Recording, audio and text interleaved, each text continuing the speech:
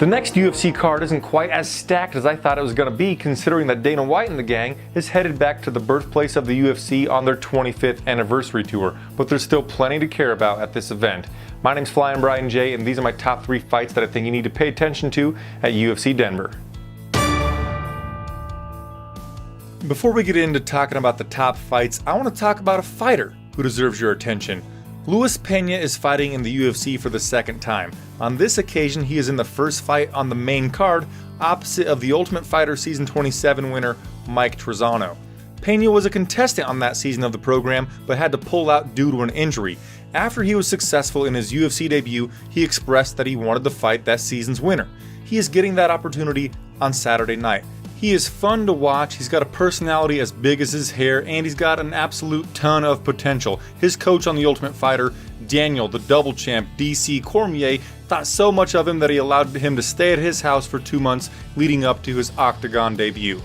Even if you miss his fight this Saturday, you're going to be wanting to pay attention to him in the future.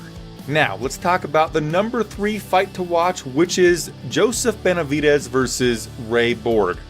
Sure, the UFC might be getting rid of the flyweight division after sending Demetrius Johnson to 1, but this fight would be intriguing even if they weren't 2 of the best fighters in the world at 125 pounds, because I like this stylistic matchup.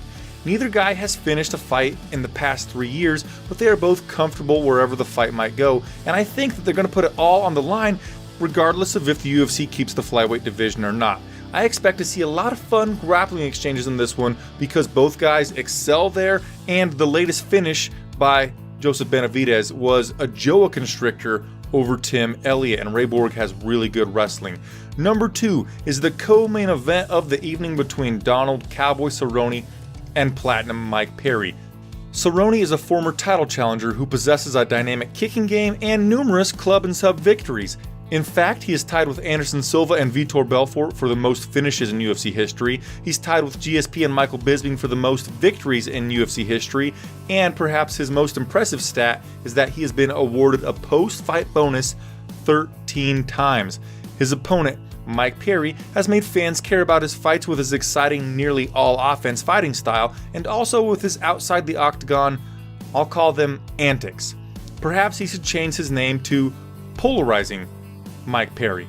Regardless, if you love or hate him, it's undeniable that his fights are must-watch. He has notched 11 of his 12 victories via KO or TKO. No matter the opponent, he goes out there for a brawl and to entertain fans with high levels of violence. Both guys are exciting, even in defeat, so no matter who wins, this is my prediction for Fight of the Night.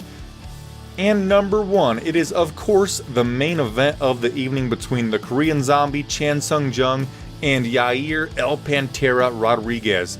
I know the names of these guys aren't as recognizable as the ones in the co-main, but there is more divisional relevance here. The Korean Zombie has competed in the Octagon only 5 times and has walked away with a post-fight bonus on 4 of those occasions, the latest of which was a first-round knockout over Dennis the Menace Bermudez after a near 4-year layoff. He isn't just a knockout threat either. On his resume, he has the UFC's only ever Twister submission victory. It's truly a treat to watch this guy compete, and he doesn't do it that often, so when he is in the octagon, we'd better have our eyes on that fight. Rodriguez had his hype train derailed a little bit by Frankie Edgar over a year ago, but as an incredibly young competitor with a plethora of potential and a cornucopia of dazzling striking techniques in his arsenal, I've got a lot of hope that he will be a future star. If this fight takes place on the feet, both men have the tools that will tantalize onlookers, but if it goes to the canvas, I think Jung will floor us. Either way, I'm ultra jazzed about it.